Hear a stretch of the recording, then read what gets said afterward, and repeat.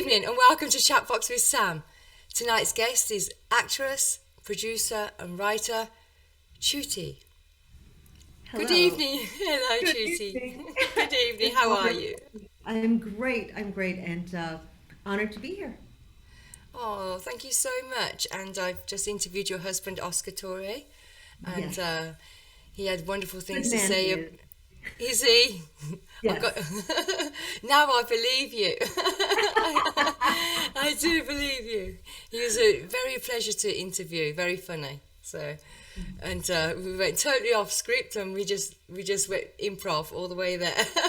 I love it. I love it. Yes. So here is a clip of our film, Just a Man and a Woman, a short, 15-minute short, starring both me and Roberto Sanchez, directed and written by Oscar Torre, my husband.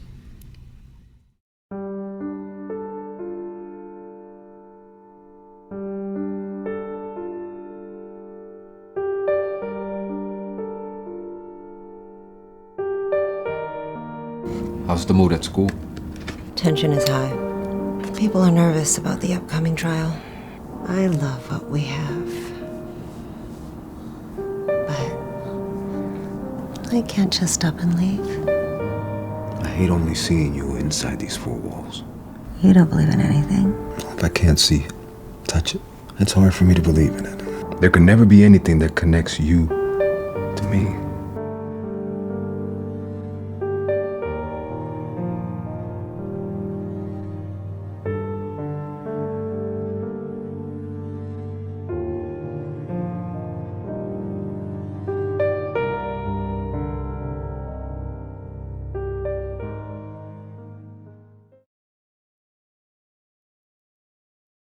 If you were to inspire the younger generation or encourage them, what would that be? Gosh, there are so many things that are running through my head. And I would think that, a lot of this will probably sound a little bit cliche. I think the most important thing, though, for people of the younger generation to know is follow your heart. Now, that sounds quite cliche, but here's the thing. Your heart is not how many likes you get on Instagram.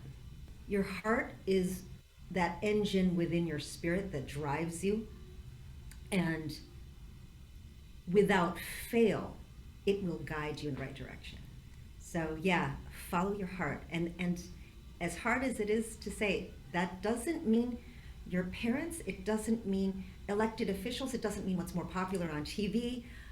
You have to follow your heart, and that might be going against the grain of what everybody else says, but you have to be okay with yourself. It doesn't matter what other people think. That's amazing. And I really agree with you. Just be yourself. Yeah. Thank you. And by the way, as I say that, I am still needing to learn that constantly myself and remind myself of that. It's a hard lesson to learn. It is, because we're always trying to please people. And sometimes we have to step back and think, what do we actually want from inside of us instead? Exactly. And so often we're trying to fit in. We want to be liked. So in that sense, we do what other people want us to do so that they like us, so that we fit in. It's like we are part of the tribe and now we belong. But you don't want to belong to a tribe that isn't you. Oh, that's amazing. See, I like that. That's a quote. Ooh, That's a thank you. good quote. What inspired you into this career? So, oh wow, long time ago. Speaking of following my heart, I always wanted to make the most amount of people happy as possible. Hmm. And I used to think that was public office. So I set my sights on that, thinking that I would enact laws that would make everyone happy, make sure everyone is well fed, safe, etc., all of that. And then I came to understand what politics are really like. And I also understood that you can't make everyone happy all the time. You can't, that's impossible. So I thought, okay, if I can't exactly do that, how can I reach people? How can I help them feel loved and heard and understood? Right. And oh my gosh, I feel like being an actor is that calling. Telling people stories, being the voice for the voiceless. You know, I love it so much. Oh, that's amazing. I'm glad I'm glad you didn't go into politics. It would have hurt you. It would have hurt your soul. It would. It would. And I actually sometimes listen to the news, and it hurts my soul. You know what I mean? Especially right now. Yeah, I know you and your husband was in How to Get Away with Murder, and you were a judge in that. How did that feel?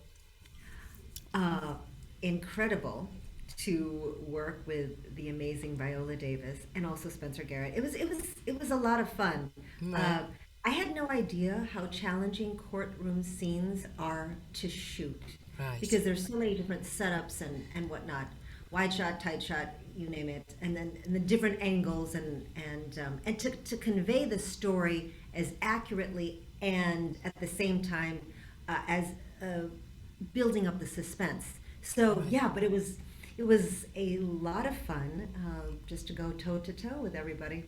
That was awesome. Yeah, you played the part well, and it was Pretty Rosebud was pretty emotional too. Would you like to share a little bit about Pretty Rosebud that you were in? You produced it, actually. And I also wrote it. Yes. So I was actually inspired by my own life experiences in terms of going through a divorce. And I actually wanted to, through this story, help inspire people who, and it doesn't mean someone who is in an unhappy marriage necessarily, but someone who is following a path that they deep down inside don't feel is right for them. Right. How do you get onto another one? Which, by the way, by all society's standards and sometimes family and friends and whatnot, people get very angry with change. Right. Yes. I get it, you know, and oftentimes there's a lot of rejection. So the purpose of the film is to kind of show people that there's a light at the end of the tunnel. Right. If you choose to change your path, your life will be a heck of a lot brighter. Oh, that's great. Is there any part that you've played, any role, that you've seen your own persona in? Okay. I actually do, I would say in every role, there is a lot of me in it, my humanity. You know, maybe not my specific personality, but I bring my persona to every, like there are elements of, as you call my persona, if you want to call it my personality, into, yes. It's going to sound so psychological now. Yeah, because I think that's what we actors do. This is our instrument, our physical, our emotional, spiritual, psychological instrument, and then we can kind of, as we investigate the life of the character, we forget our own personal preferences. I'm no longer Chuti. I am, you know, for example, I played Leslie, a reporter in Yellowstone. It's an entirely different life. You know, I've never been a reporter, but except on TV. So I think it's an actor's job to forget really the facts of their own life and the idiosyncrasies of their own personality, and then fully invest in the circumstances and an environment of this character. Let me take it back. I'm not sure that it's parts of my persona per se. It's more parts of my humanity, if I want to split hairs, you know. So if we could talk a little bit about the COVID-19 Sins and Virtues. So COVID-19 Sins and Virtues was an incredible project. It had dozens, it included dozens of filmmakers from so many cities, and actually 2 countries. So it was shot completely all under lockdown. Mm-hmm. And the rules of every segment, first of all, we pulled out of a hat a particular sin or virtue. And Oscar's and mine, Oscar Torre is my husband. Yes. We got selected, or what was selected for us was faith, just out of the hat, so to speak. Right. And the task for so there are 14 sins and virtues, 14 groups of filmmakers, and each group had to, by themselves, write, produce, edit, sound design, you name it, color correct, etc. Right. All of this during lockdown. So it was a wonderful way to keep on energizing and engaging our creativity during that crazy time. And of course, you ended up getting 14 completely different perspectives of either the lockdown itself or politics or emotions that are brought up during the lockdown. It's fascinating to see, creatively how many different directions you can take. So our story, Oscar directed and I wrote, and it involves both of us and our cat. Yes, our kitty Mochi. Oh my gosh! If Mochi were here, I'd be like, and he was the star. Oh, you should bring him on. Yes, pets are allowed. Yes. No pets were harmed during the filming of COVID-19 Sins and Virtues. None were harmed. All were loved and petted and fed. And Indeed. Yeah. Well, that's why I'd like people to go to that, and they can find that on. They can check your IMDb and where to look for stuff. But I think people should watch that. It'd be very interesting because you've got 14 different perspectives like that, and everyone's got their own perspective on COVID, whether for or against, or for the politics or for the science, So it would be great because It's like a mini documentary, and I know you all did it in lockdown. So I think that would be great to push people forward to go and watch that. People will be very interested. I love that, yeah. Absolutely. Definitely. And you're also executive producer on Just a Man and a Woman. Yes, one of the executive producers and one of the main actors, lead actors, along with the talented Roberto Sanchez. So it's a suspenseful film. It has a twist ending, so I would love for people to see it because it's, not talk about it too much. I'm sure Oscar said the same thing to you. Yes, not too much. It's interesting because I think, the log line is a man and a woman meet at a hotel once a week, and soon they will have to make a decision that will change their lives forever. Right. And you don't know what that is, right? I find that a lot of the work that I create and what Oscar and I create together, yes, one of the through lines, one of the, what shall we say, maybe foundational pillars, if you will, is this feeling of truth and needing to get to it, and what do you need to sacrifice to make sure that the truth is either told or upheld somehow. Right. So that very much comes to play in Just a Man and a Woman. I'll say that. Absolutely. Oh, I can't wait. So where can people go to watch that streaming? So actually, we have been doing the film festival circuit, and usually in those particular film festivals, if it's online, you can stream there. But we will be looking for distribution, soon after. Although I know short film distribution is a different animal than feature film, so We'll see what that looks like, what that path looks like. But who knows? The trailer one can definitely see on Vimeo and YouTube, and hopefully we'll be able to release it. Absolutely, yes, I know what it's like to try and get funding in the industry. It's not that easy, and so it is challenging. It is very challenging. So how has music influenced your life? Oh my gosh. Music. Yes. I would say has been my foray into being an artist. I would say my gosh, it has influenced me so much because that was really my first exposure to performing for people and moving them and literally telling a story. So I love to share this with people. My piano teacher, may she rest in peace, God bless her, Sarah Saylor, amazing woman. And I was in tons of piano competitions and all that kind of stuff. And she always had me tell a story with a piece. Aaron Copland's The Cat and the Mouse. You would see the cat, the mouse, what's going on. I visualize what is the story that I'm trying to tell through the piece that I'm playing. Chopin's Scherzo. Without going too much into it, actually, crazy enough, it has to do with what's similarly been going on with Ukraine. At one point, Frédéric Chopin had to leave Poland, and he was in France, and while he was in France, war broke out in Poland, and he was so filled with anguish and despair and frustration that he couldn't return. He wanted to do what he could for his homeland. He composed this piece. And it starts out with this crash.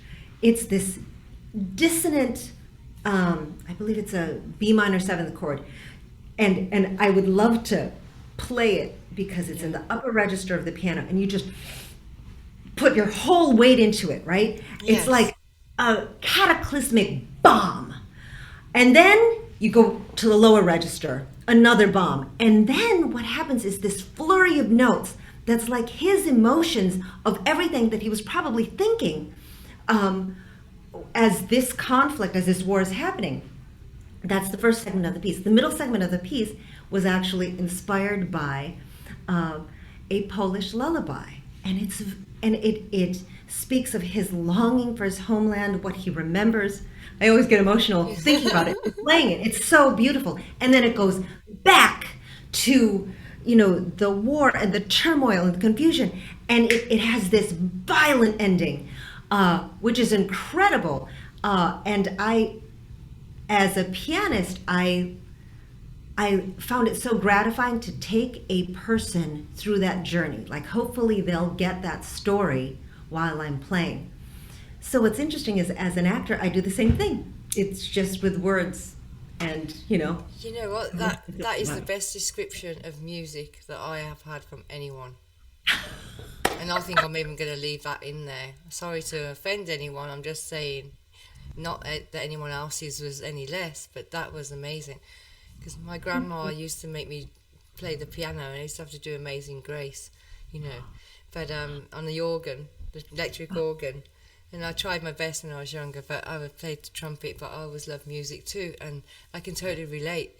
Like, my favourite is Hans Zimmer, and the Da Vinci Code, and they've got the violins and the cello and the build-up, and then the down, and without any music, like there's two things that make a huge difference to films. That's the writer, because there'd be no film without the writer, and then the music. That intense moment, and then the release. That's so true. In fact, I worked closely with the composer for Just a Man and a Woman, Ilse Bjorn, a very, very talented composer, and making sure that we hit literally the right notes, the right key. Right. There were times where I would be like, this sounds too dissonant. Can we make it more simple? These are the instruments we want. Because it is very important to convey the right mood and set the stage. It is. And isn't it funny how sometimes you'll be in an elevator, let's say, and then some music comes on, something that you haven't heard since you were a kid. Right. You're like, oh my gosh, I suddenly feel like I'm in grade school. Oh, yeah. And it's amazing. It's a bit early for Christmas music.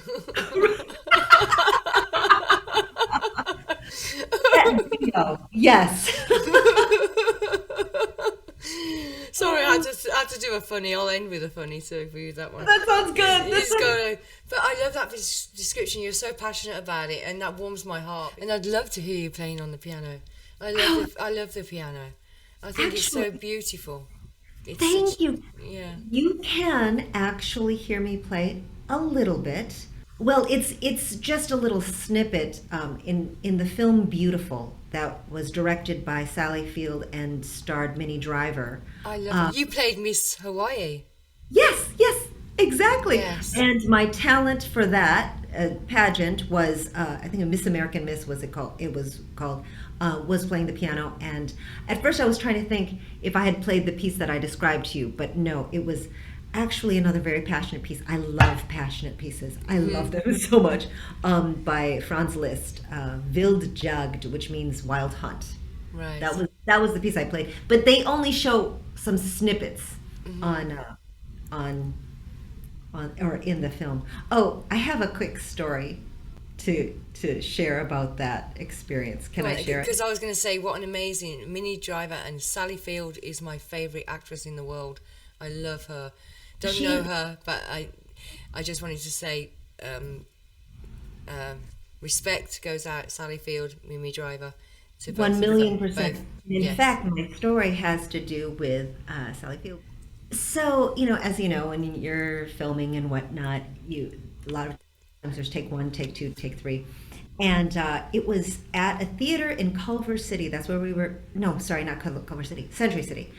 It's no longer there. It's now has some amazing high-rise building in its place.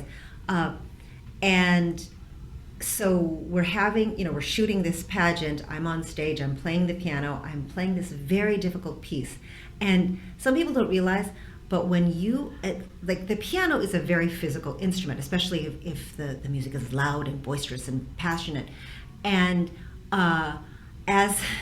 when you play a very difficult physical piece, it's hard to just reset, take it back to 1, and action. It's kind of hard to do that, right? Right. So what ended up happening was I had to reset, and we did the next take, but I didn't sound as good because my arms were starting to build up lactic acid. It's like running a marathon. You can't run a marathon and then go, great job, reset, like wash your hair or something, and now run another marathon. No, you need rest. Yes. You need to stretch. You need to walk it out. You need to do a lot of stretching. And actually, that is what you do with piano. And also, I'm not a concert pianist, so I can't play hours on end. Right. So I was cramping more and more. So take 2, my fingers weren't moving so well. Oh, shame. Take 3 was worse. Take 4, oh my gosh, I literally had to stop because my hand started. Oh, no. I looked at Sally and I said, I'm sorry, I can't play. And she said, cut. Okay, everyone take 5. And she goes, Chuti, what's going on? What do I need to do? Or what needs to happen? I said, there's lactic acid building up in my arms. Maybe we could get a PA or something to help me massage out the lactic acid. So, just kind of clean slate. Right, absolutely. Right from the beginning. And she said, oh, okay. And she started, Sally Field, Academy Award-winning actress, director of film. She starts massaging my arms, and I'm going, bless her. Oh my gosh, Sally Field massaging my arms. That's all I'm thinking. I'm like, wow. Oh my gosh. And then she goes, okay, give me the other one. I'm like, bless her. She was fantastic, so giving. Well, as you said, she's one of your favorite actresses. Yeah, and she is. So giving, so human. I will forever be grateful. And then I was able to do another take. I love her even more now. Right? She's lovely.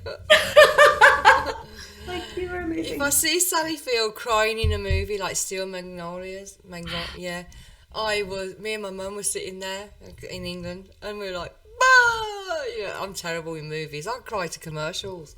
Oh, no, I do too.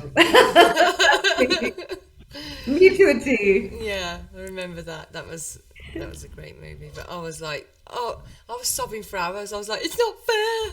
It's not. Yes, right. I get right into it. Being an empath, I'm like. So she massaged your arms, and did it work on take 5? It totally did. Well, and it's funny because that's I remember in prepping for competitions, that's exactly what my piano teacher would do. You know, Right. we would do aloe vera and all of this kind of stuff. So, yeah, it was perfect. It is exactly what I needed. So, You know what else would be good? Magnesium. The cream. really, that's Yeah, good to know. I've never- they have it for when your legs go hard for cramping, and you can just rub a little bit of magnesium there with some moisturizer because it can be dry. There's So magnesium- get yourself your own. Put a bit of aloe vera, magnesium, so it's not too strong, you know, and then a bit of moisturizer, and then probably mint, and then put it in.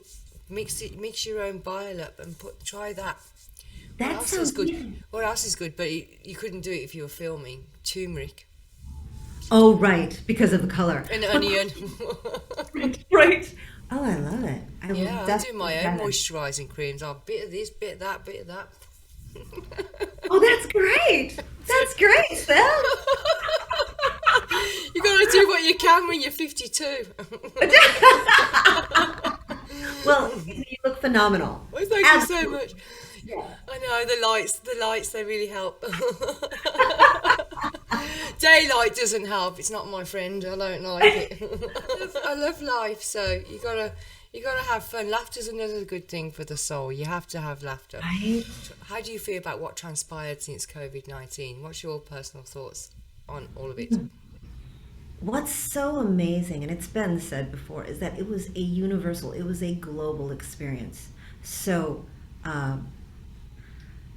you couldn't say, oh, well, if you were in this country, you were completely exonerated from, spared from this experience. No, everyone, it didn't matter what age, what race, what gender, what background. Absolutely. We were all affected. So as awful as it's been, in a strange way, I think that I hope it has led to greater compassion and understanding that exactly what you talk about, the purpose of this show, to show that we are all the same yet uniquely different. You may Right. be in Greenland, this other person may be in Namibia, and this other person is in Thailand. But we're all feeling this pressure, this uncertainty.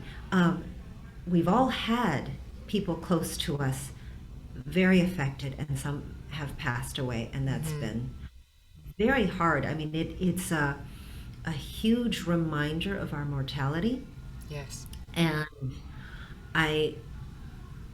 therein lies, I think, a gem where it just makes us value life so much more.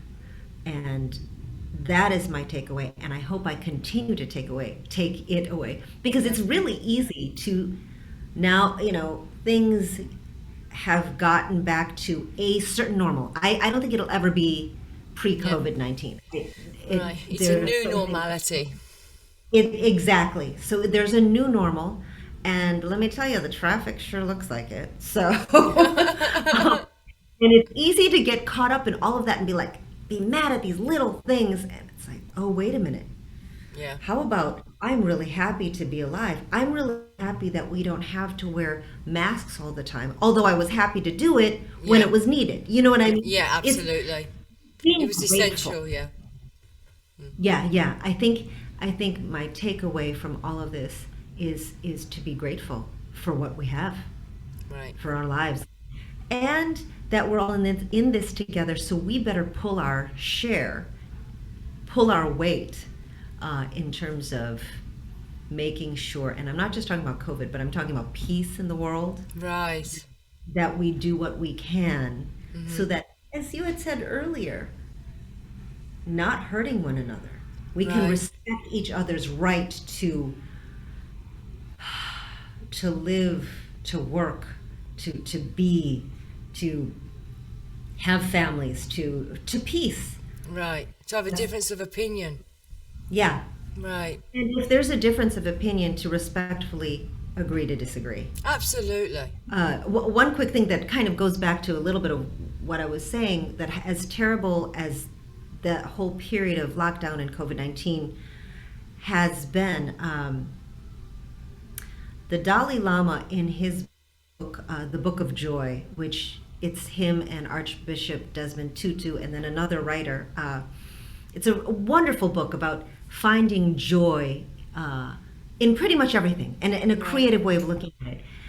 And the Dalai Lama said, I'm totally paraphrasing, not quoting it perfectly, That's but okay. that our times of greatest pain can give light to times of great joy.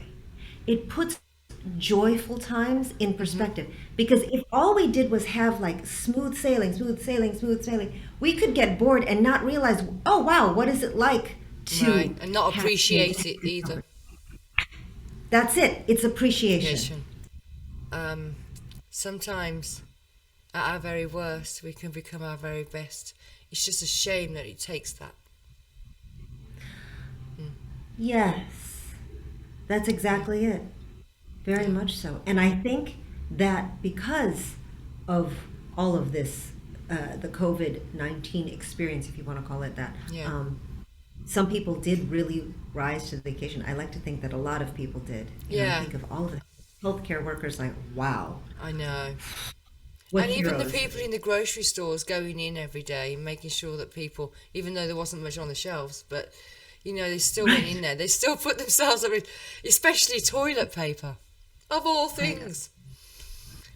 I was Oh my like, gosh. Well, okay, I have to tell you something. Oscar and I were not one of those people who we did not stockpile the toilet paper at all. no, we didn't either. And we actually had a shortage of it. So we had to get creative. Right? Like, what can we use for toilet paper right now? Kleenex, Yeah. restaurant napkins. We're like, oh my gosh, what? Yeah, but it was funny. We had some friends that were like, we have some extra rolls we can give you. I'm like, thank you. I know. It was funny because I remember my grandparents in the war. My grandparents had a huge role in my life, you know, and when my grandparents passed away, we went in the loft. There was hundreds of rolls of toilet paper. I said, I reckon my granddad had a premonition. But the same happened in the war, is what it was. So he was waiting for it to have it when they went on rations. One of the things that they must have gone without was toilet paper, because there was hundreds of rolls up there that we just had to throw out. It was breaking apart from the 40s, 50s. Oh my gosh. Oh my gosh. Right? Antique toilet paper. I was trying to sell it on eBay, but everyone was like, nah, you're all right. No, I'm only joking. Okay. Is there anything that no one has asked you in an interview that you would have liked them to ask you? Oh, that's interesting, that I would have liked. Huh. Gosh. I'm kind of blanking, although, nothing very profound. Because I usually, there are a lot of profound questions in interviews, but like funny ones. For example, like, what smell do you absolutely hate? Like something like that. Oh, that's a good You know what I one. mean? Right? Or smell or sound. I think I got that from James Lipton inside the actor studio. You know how he had all of these questions that he would ask actors on his show, and I think his was sound. But for me, I mean, there's sound, but also smells. Oof. Okay, then. Tell the viewers, what's the smell that you really, really do not like? There are a lot of smells I don't like. Probably shouldn't be mentioned, but I will say. Okay, here's one though. What bothers me is that it doesn't bother other people. Mm-hmm. It is that, the musty smell of, let's say, towels that have been fully dried, and then they get this moldy, musty smell. Now that same smell, I've smelled it on cruise ships. I've smelled it in restaurants. Okay, I go to a restaurant and I walk in and I smell that smell. I'm like, I don't want to walk in here. Right. And then I see dozens of people happily chatting and eating. The smell obviously doesn't bother them at all. Right. And this smell makes me want to throw up. I'm the same way. If that happens to any of my towels, like if my son puts them in there and forgets to put them in the dryer. Yes. I'm going somewhere and buying new towels. because I cannot stand that smell either. I totally can relate because I've got a nose like a bloodhound. You do. See, that's the thing, you know, these certain smells. Oh my Yeah, God. when you're not working and you just want to be with yourself, and there's something that, apart from your music, there's something that makes you sparkle inside. Oh, wow. So nature, love nature. Things that, you know, usually hiking, jogging by the beach, maybe just sitting and watching waves. I find it very calming and invigorating at the same time. I do love to work out. Okay, so